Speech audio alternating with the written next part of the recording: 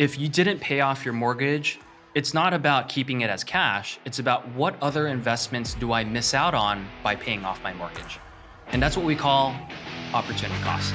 Welcome to the Freedom Point Real Estate Podcast, where we talk about creating more time freedom through passive real estate investing. Passive investing in real estate challenges conventional investment wisdom. We are passionate about learning and sharing resources with others who are ready to transform their investing mindset. Quick disclaimer as always, I am not a CPA, I am not an attorney or a financial advisor. This is not financial advice, not telling you or anyone else what to do. The views and opinions expressed in these podcasts are provided for education and informational purposes only and are not necessarily the views of my employer, ADP. I'm glad you're here. Now let's dig in. All right, welcome back, Freedom Point podcast listeners. Thank you again for jumping into another episode of the Freedom Point. I'm your host, Jeremy Dyer. Today I have a wonderful guest with me, Wilson Leung. Wilson, welcome to the show. Thank you so much for having me. I look forward to contributing to your audience and podcasts. Yeah, absolutely. Appreciate you spending some time with us today as well. So just a quick bio on Wilson. Wilson's known for his tireless work ethic, tenacious leadership skills, unwavering professionalism. He leads a #1 residential real estate team in the San Mateo area called Own Real Estate. He primarily focuses on helping individuals and families build wealth through real estate. So, Wilson, that said, if you can kind of help get my listening audience a little bit more familiar with maybe your background and really what you're focused on today. Absolutely. So the TLDR version is I started in property management at the age of 16. I helped my folks. My folks were entrepreneurs in themselves. They were in a seafood trade business, and I saw them take tremendous risk from driving from San Francisco down to Mexico, meeting fishermen, cash-intensive business, shipping it to Hong Kong and selling it to Chinese people. And there was a lot of risk because it took a lot of tireless nights driving. The cost of doing business is basically the Mexican Border Patrol and Mexican officials stopping you, giving you a white envelope and asking you to put some money to let you go, even if you have not violated any of their laws. And also, the people we dealt with did not want to report taxes on some of the things they sold. So we had to set up, appropriate corporations and have a tax strategy for U.S., Mexico, and also in China and Hong Kong. So it was a very unique business. I got exposed to it early, and that's what afforded my parents the ability to invest in real estate. And as some of the people in the audience might know, California and specifically San Francisco real estate is a bit of a different challenge, given the tenant rights and just cause eviction and rent control. So with that, I collected cash rent. I went into houses as a older teenager, and that was how I contributed to the family business, not just on the business side, but the property management side. But what that led me to, get exposed to is how taking risk and doing something out of the norm of taking a W-2 job could put me in a better position, because I saw it put my family in a better position. I was obviously a benefactor of that. So with that, I got into real estate sales, and I've been doing it ever since I got out of college. It's been 13 years. Built a team. We currently have about 20 agents, and we have 6 staff members that support that cause. Related to the mission is, I truly believe in the line that you are most well-equipped to help the person you once were. And I personify my family as the immigrant family I came here with close to nothing, which a lot of us could probably relate to, whether we're second, third, fourth, third generation.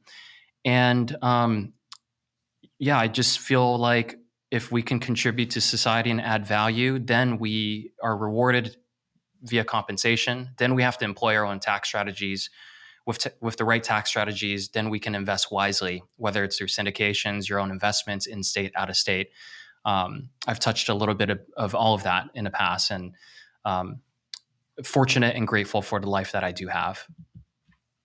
On the tax strategy side, what would you say are some of the key things that you've learned as far as best practices from a tax strategy perspective?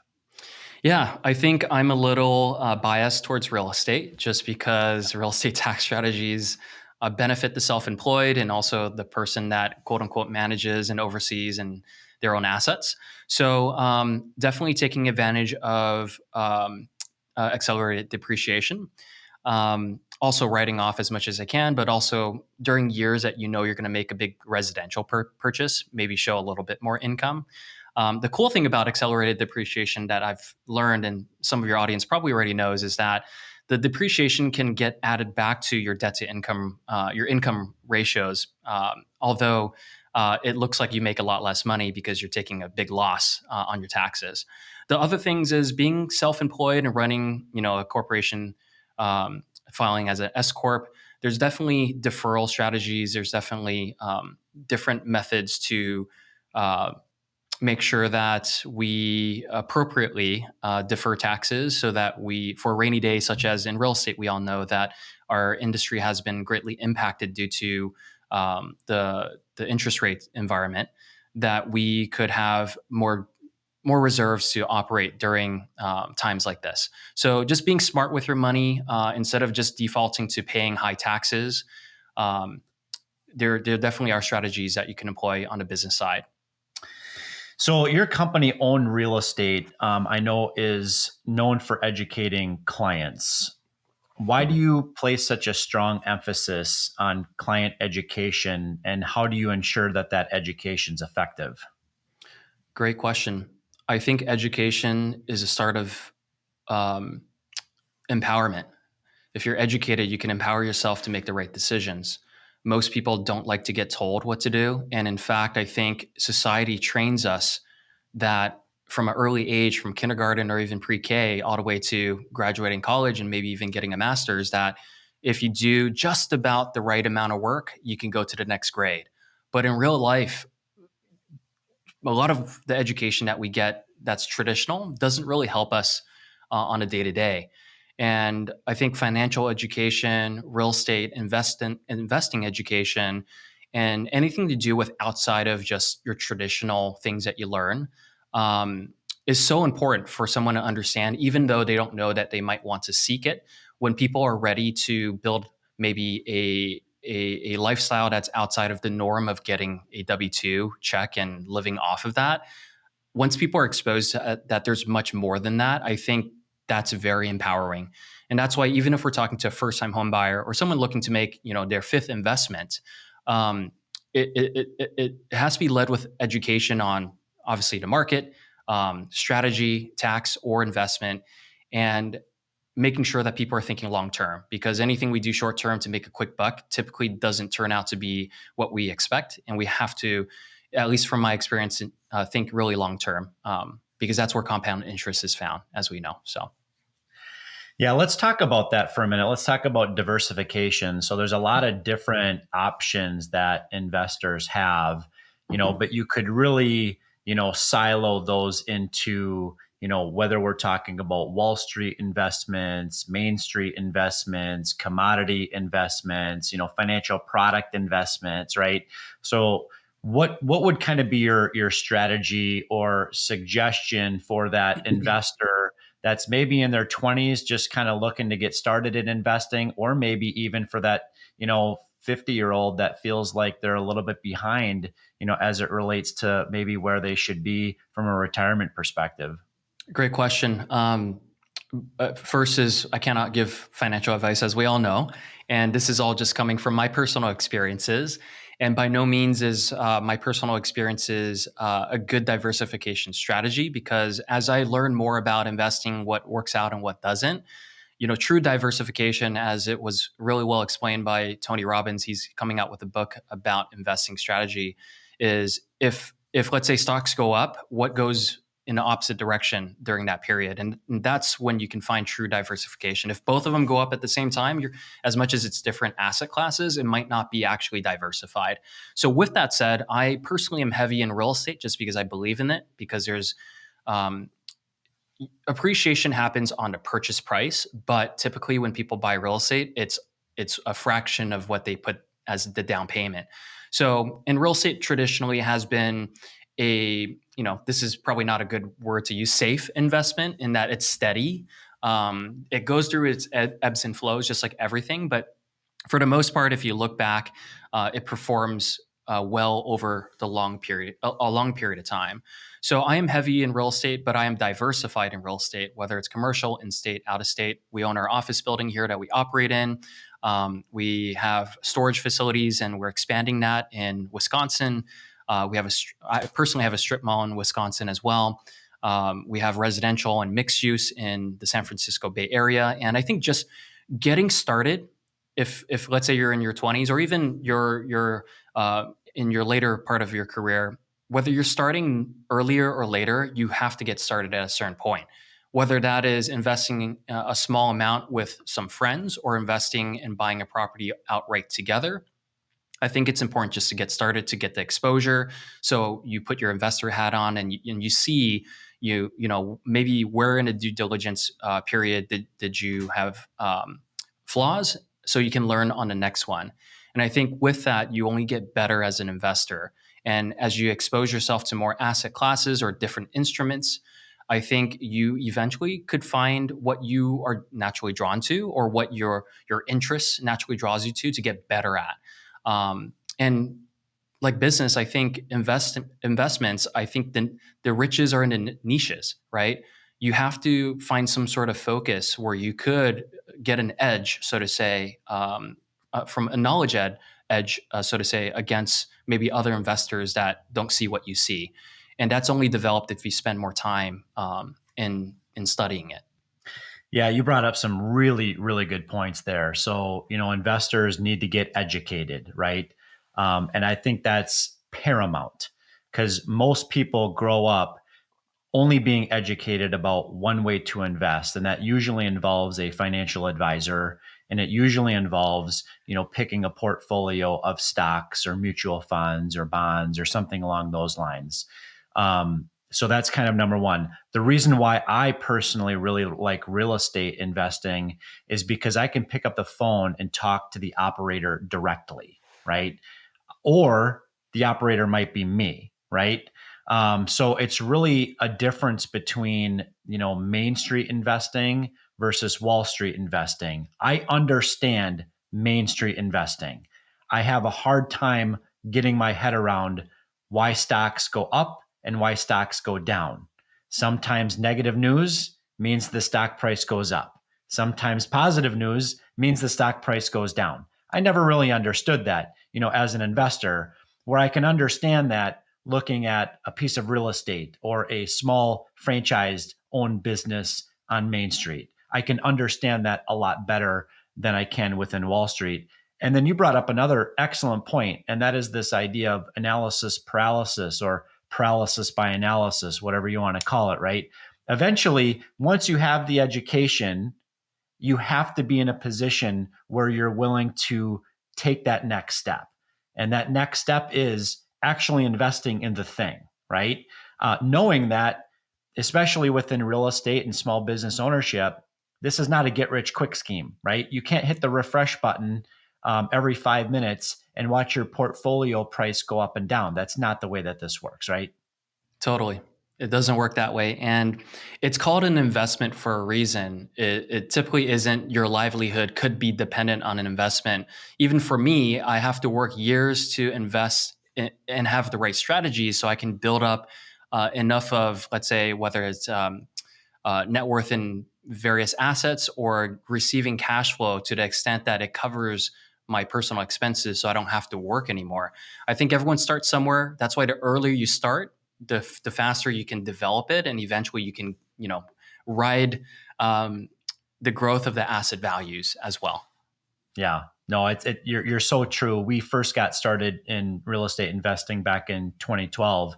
Had I got started 10 years earlier than that, it would have been a completely, like, a game changer, right?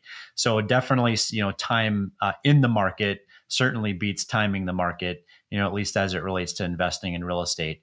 So I'd like to pivot, if you're okay, and talk a little bit more about the first-time home buyer, because I know you know a little bit about that. Many in my audience may be renters, so they've never maybe owned a home before. There's also people in my listening audience that have children, right? That at some point their children are going to be first-time home buyers. So for somebody that's considering purchasing their first home, what advice would you give to them to set them on the path of building wealth? Such a good question. And I think this is the first time it's posed in this way. Most of the first time home buyers we talk with have a much stronger, it's led with a much stronger personal need to live somewhere that drives the emotional decision. Versus, I think the way that we're kind of structuring the way to approach it right now is it an investment? And whether it's various professionals you hear online, some people consider the primary residence as not an investment, and some people definitely consider it as an investment. I personally definitely do see buying any real estate as an investment strategy. And the reason why is it's an asset, and it's not like a car where it goes down in value. It goes up in value over time. Now, the deceptive part, I think most people that should really know is asset values go up because the dollar's purchasing power goes down. So part of it is inflation drives asset values up. Well, let's look at the alternative. The alternative is buying a liability like a car or keeping cash. Well, over a long period of time, your cash is worth less and your car is going to be worth zero eventually. So that's why buying real estate or assets is important. In this case, we're talking about a single family home for you to live in. There's multiple benefits to buying real estate. And I think the key, if I take a step back and look at just buying real estate in general, is whether it's a primary residence or an investment, you have to be okay during the good times and the bad times.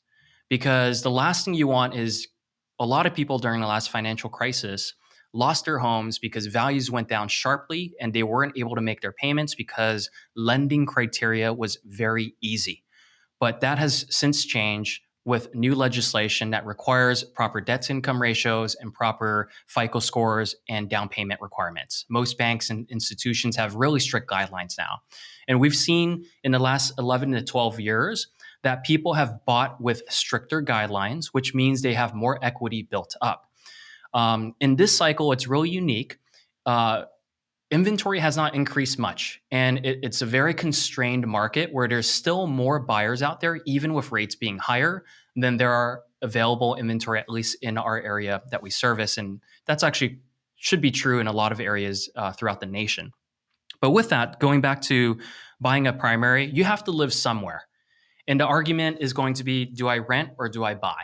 Now, part of the data could be skewed, but if you look at the National Association of Realtors data on the net worth of your average renter versus homeowner, it is 40 times more likely, you're 40 times, like 4,000 times, so 40 times, the net worth of a homeowner is greater than that of a renter. So that is like just a statistic to start with, that your net worth is likely higher if you own property than if you rent. And there's merit to that because if you look at how buying a home is structured, most people buy it with, let's say, a 30-year fixed rate mortgage, regardless of where rates are. Every payment you make towards your mortgage is principal and interest.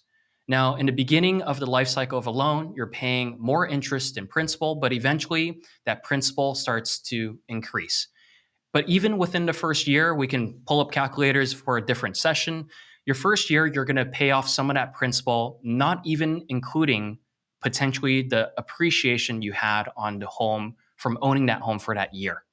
So there's something called forced savings that we refer to in real estate, where you're forced to put in your mortgage payments. And a lot of people compare mortgage payments to rent payments. And yes, rental payments are probably significantly less in some areas compared to what you would pay for a mortgage now. But given that part of your mortgage payment is principal, you're actually building equity because you are owning the property versus renting it. Because 100% of what you pay in rent is going towards the landlord, that the landlord's going to pay their mortgage. And in 30 years, a landlord's likely going to own it free and clear, assuming they don't refinance it and they have, let's say, the rate that they're happy with. So to any first-time home buyer or people that have kids that are looking to purchase your first home, I think the first is, can you sustain the payments comfortably? Secondly is, do you actually need to live somewhere? And I think for all of us, the answer is yes. So it makes sense to potentially purchase something versus rent it long-term. And third is you're making gains every payment you're paying down your mortgage, which hopefully is a rewarding thing. Now, when you get your statements, you'll see the principal balance start coming down, and hopefully that's enough of maybe the short-term kind of visual to drive that behavior that this is worth it, because eventually it's going to accelerate a little faster. That's Yeah, a I've never. long-winded way of saying that. That's okay. I appreciate that. And I was going to say that I've never heard paying your mortgage referred to as a forced savings program before, but you explained it, quite well. The idea of building up equity, over time, the idea that single family home, is likely going to appreciate over time. So a great hedge against inflation, right? One mistake that I feel as though I made early on, and this was 25 years ago now, is I paid off my home in 2 years. Okay. I had a 30-year fixed mortgage at under 3.25%. I paid off the home in 2 years because I felt good about the fact that I have no debt anymore. My home is mine, free and clear. In hindsight, Wilson, I don't think I should have done that. Instead, I think I should have taken that extra capital and deployed it in other cash flowing type of real estate assets. Do you agree? I 1,000% agree, because I'm in the same boat, but also you said the key part. If you didn't pay off your mortgage, it's not about keeping it as cash. It's about what other investments do I miss out on by paying off my mortgage. And that's what we call opportunity cost. The dollar that you have could be spent or invested in so many ways that if you have low interest rate debt that's fixed for the long term, I think in the investing world, and you probably would agree, low interest rate debt is an asset, because in this environment that we've moved into ever since 2022, the second half with rates going up, you're never going to get as low of a rate again, at least for the foreseeable future. And if you do pay it off, it absolutely feels good and you owe less. And you have people and experts online that teach you that no debt is good. And I completely agree. It's also dependent on the season of life that you're in. Because if you are, let's say, closer to retirement, or you want to live a life that you are afforded peace of mind with less obligation, then I would say paying off your mortgage makes more sense. But if you're in growth phase, or if you have, runways, so to say, in your career or in your life that you want to have, 20 more productive years plus, then I would say that you should look at debt as an asset, and paying off cheap debt is probably a no-no when it comes to opportunity costs, when you can reinvest that money into getting some sort of return. So I absolutely agree with what you just said. You are part of a group by the name of GoBundance. Could you help my listening audience learn a little bit more about what GoBundance is, its mission, and what you've kind of learned as a direct result of being a part of that group? Yep. GoBundance is a tribe, and their mission is called Grab Life Big. You can only grab life big if you take risk, of course, smart risk, but also if you take advantage of the opportunities you have. In the group, we are trained to use something called a one sheet. The one sheet tracks your net worth, debt to net worth ratio, how much cash you have on hand, your total income that you earn with your time, subtracting taxes, your total income you earn that doesn't require your time, and then you add those two together with the tax strategy, and also your personal expenses, how much you have left to invest versus keep as cash.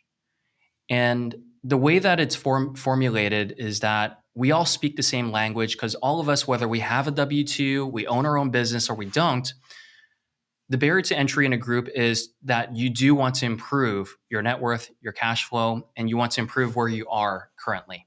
So if we all speak the same language, we kind of all know that we're in different places in life. But the goal is, how can we drive income to drive investment? And if we do have an investment goal, how much of it actually is invested and what is it invested in. And what it also tracks is health metrics, and also it tracks contribution, which is really important, whether it's hours and it's broken down by your hourly wage, or if it's you giving intentionally. And it tracks other goal categories in life, health, relationships, everything.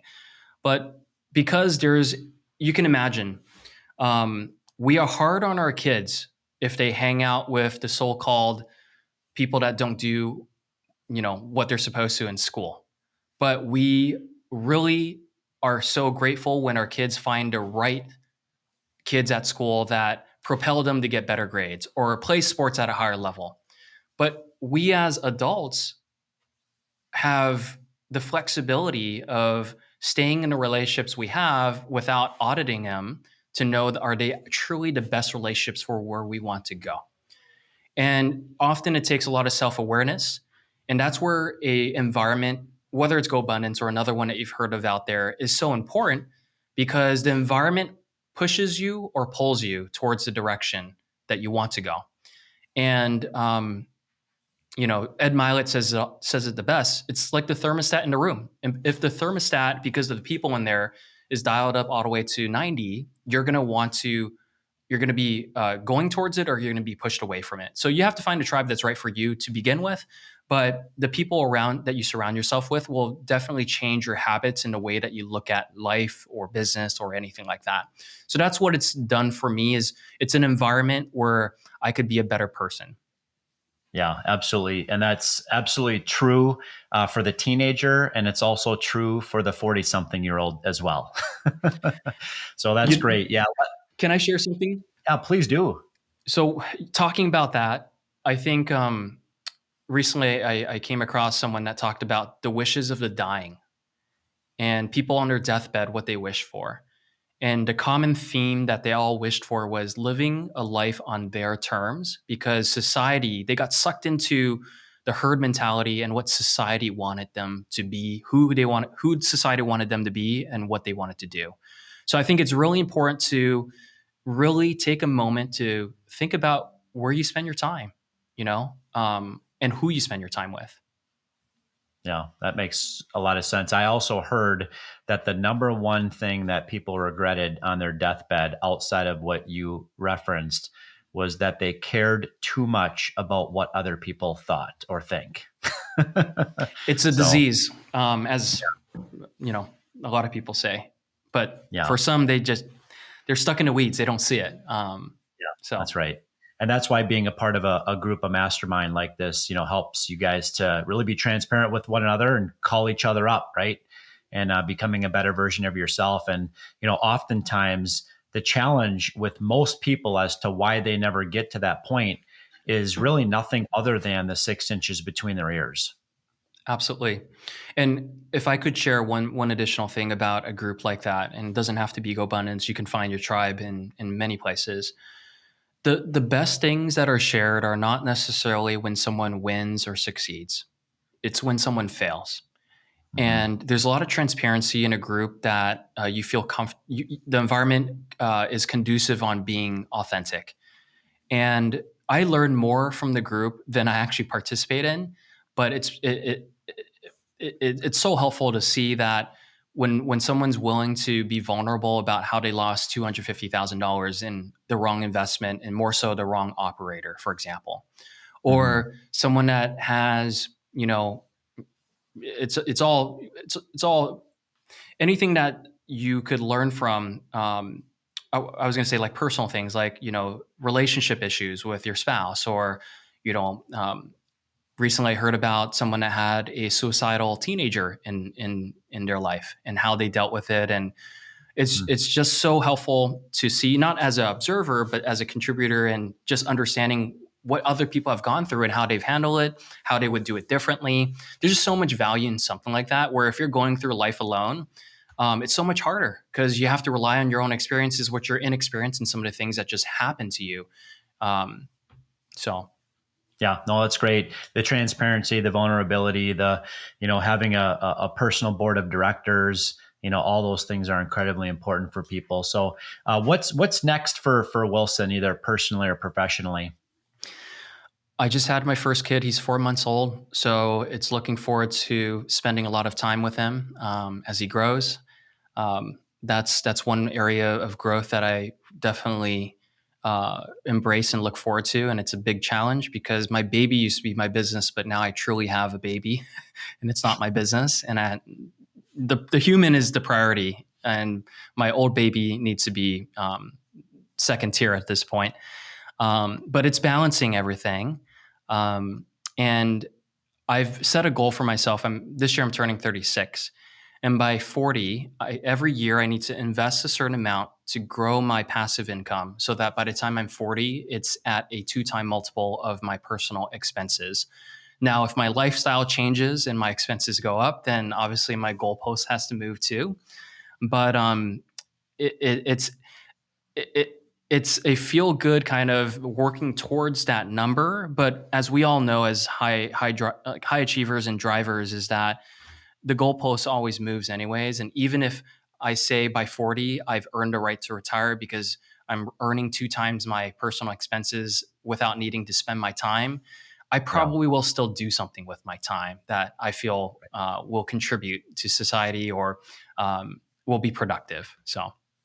Yeah, no, that makes a lot of sense. Appreciate you giving us that perspective. And I will just in full disclosure, I have 4 children, and I can tell you that when you have kids, that expenses goalpost is going to move. I could only imagine, and I won't ask. Yep. So I guess one of my kind of last, finishing up questions here for you is what are a couple of different ways that our listening audience can connect with you to learn more about what you're up to? Yeah, they can reach out to me on social. If you just search my full name, you'll be able to find my handles, Instagram, YouTube as well. And I'm happy to answer any questions. I've learned so much from other people. The reason why I feel like doing something like this is so important is that hopefully I can, something I said today, move the needle for someone that's listening, or I'm just contributing back what I've learned. Like, none of us have done anything that is it's invented by ourselves. It's all, leverage from other people experiences. So I'm just thankful and grateful for all the relationships I built and the people that helped me along the way. I'm nowhere near where I need to and want to be, but I think if I could help, I would love to. So feel free to reach out. Wilson, I really appreciate the value that you've brought our listening audience today. Thank you. Thank you so much for having me. Yeah, absolutely. And Freedom Point podcast listeners, thank you again for jumping into another episode of the Freedom Point. We look forward to having you join us on the next episode. Thank you for hanging out with us today and for listening to the Freedom Point podcast, powered by Starting Point Capital. This show is for entertainment purposes only. Nothing said on this show should be considered financial advice. Before making any financial decision, please consult with a professional. This show is copyrighted by the Freedom Point podcast. Written permissions must be granted before syndication or rebroadcasting. If you're interested in connecting, you can find contact information at startingpointcapital.com.